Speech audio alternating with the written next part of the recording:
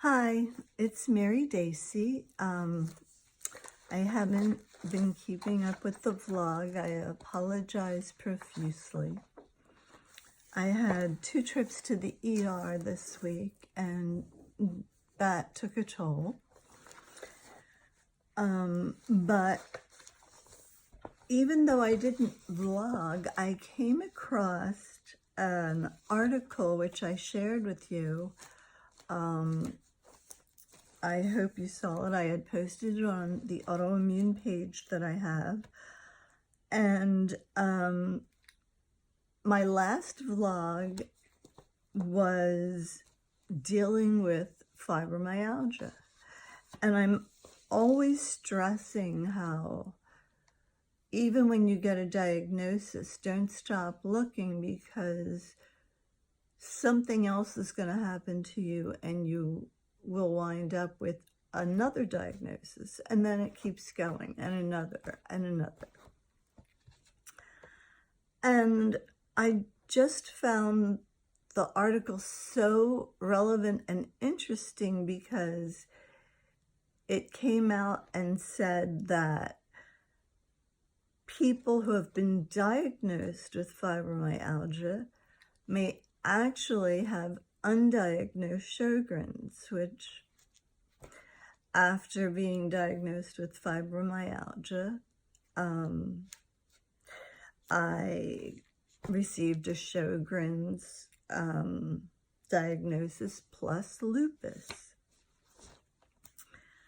And I have said in the past a number of times how with autoimmune, you don't usually see a person's disability simply by looking at them. So it's hard for them to understand just how sick you are. And I have copied into my Sjogren's book, and I probably have it posted on my Pinterest Sjogren's board, some of the ways that Sjogren's syndrome affects the body but doesn't show outward signs.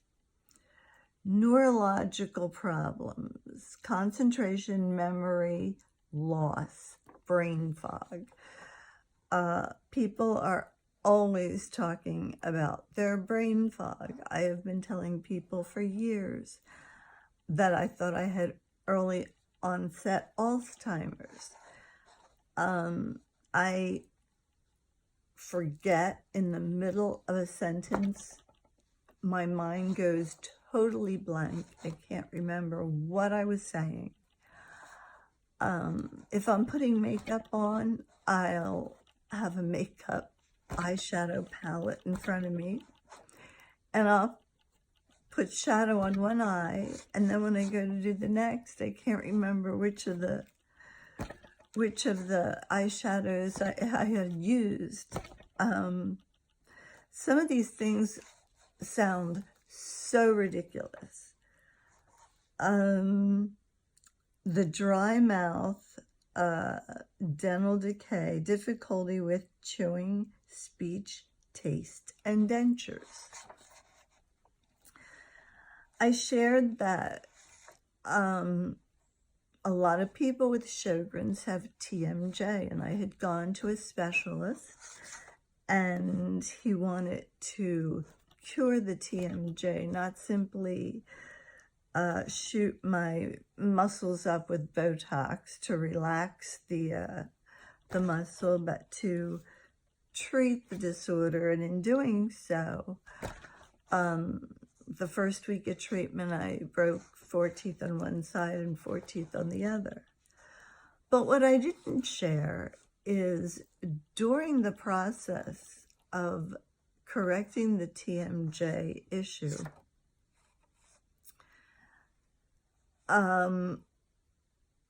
my speech became stranger as they were doing these manipulations on my jaw and the back of my mouth, and you go weekly and you get adjustments, and my hearing was greatly affected. So now when I hear things, for some reason I don't usually hear the first consonant of the word. So my brain will substitute what it thinks I'm hearing. And I realize I did not hear it right because that just does not make sense. And another kind of comical thing that happened to me during the treatments for different symptoms, when they first put me on medication to help with the moisture in my mouth, I always stress how so many of these things are happening so gradually, you don't know that they are happening. And I've also shared that I am always thirsty. My mouth is always dry. And sometimes I mumble. I had my daughter tell me one day when she called up that I sounded like I was inebriated. And I assure you I wasn't.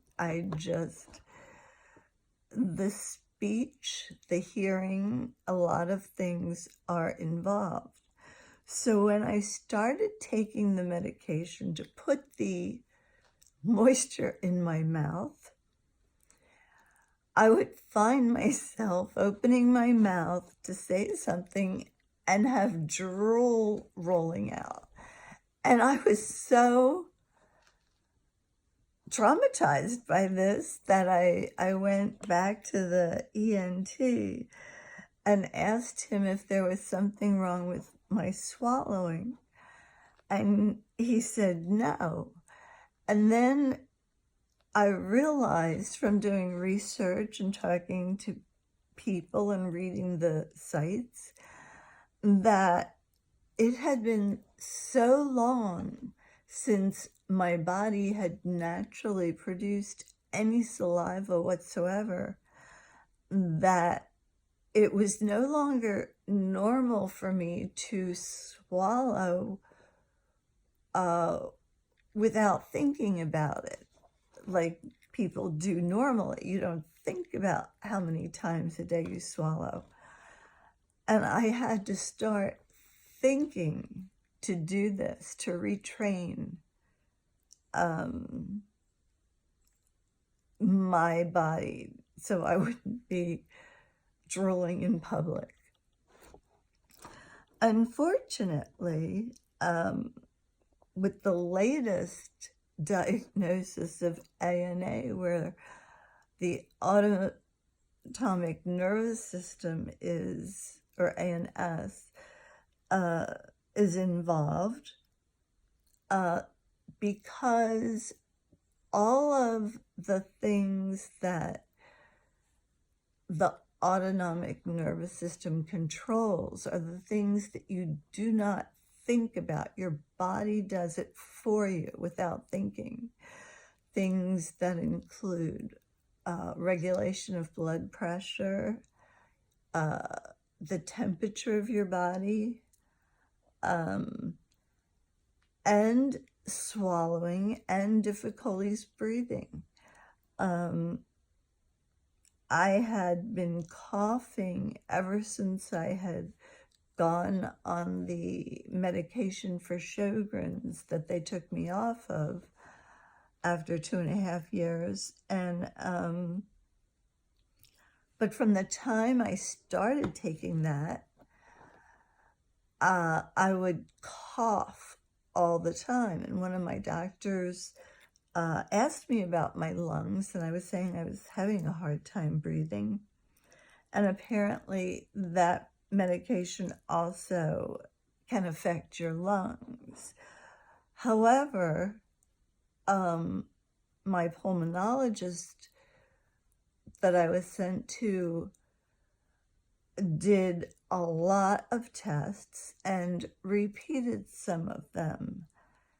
And that is when he sent me to the neurologist, because he couldn't find the reason that my lungs were so weak until the neurologist diagnosed me with the ANS.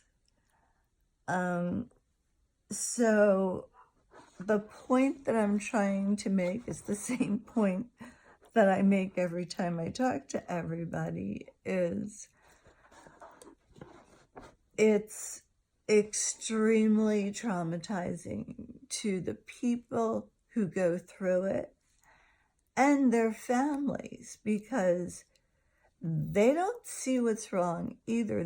They know you're not doing something right, but they don't know why, and you can't really tell them why. And another one of the things the autonomic nervous system takes care of for you without you thinking is your eye movements. And for the last 6 years, though I have fallen sometimes daily, I've managed to protect my head. But now with the ANS, when I fall, it's so sudden that I usually hit my head very, very hard. And I believe it's because I think I am looking at something, but my eyes are not functioning normally. They're doing something else because the signal is not getting through. Further symptoms of Sjogren's: dry skin, vasculitis, Raynaud's, stomach upset, gastritis, peripheral neuropathy, numbness and tingling in the extremities,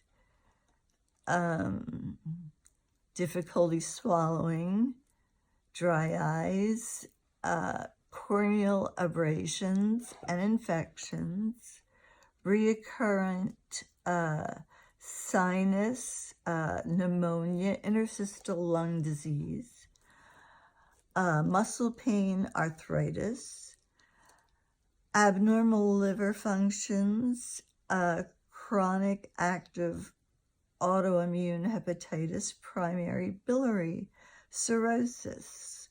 While I was going through treatment last summer for both MRSA followed by Rocky Mountain spotted fever, I was told at the time I had cirrhosis of the liver from everything that my body was going through. I wasn't getting cirrhosis from drinking alcohol, I can assure you.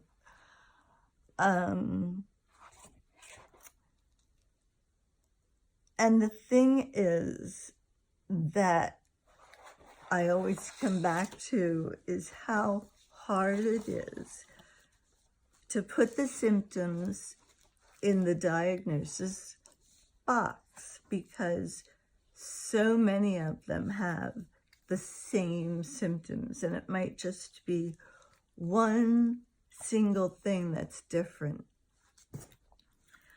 And that's about all I'm up to today, because I can't even begin to tell you how dry my mouth is today. I don't know why, unless it's because they put me on prednisone my second trip to the ER this week.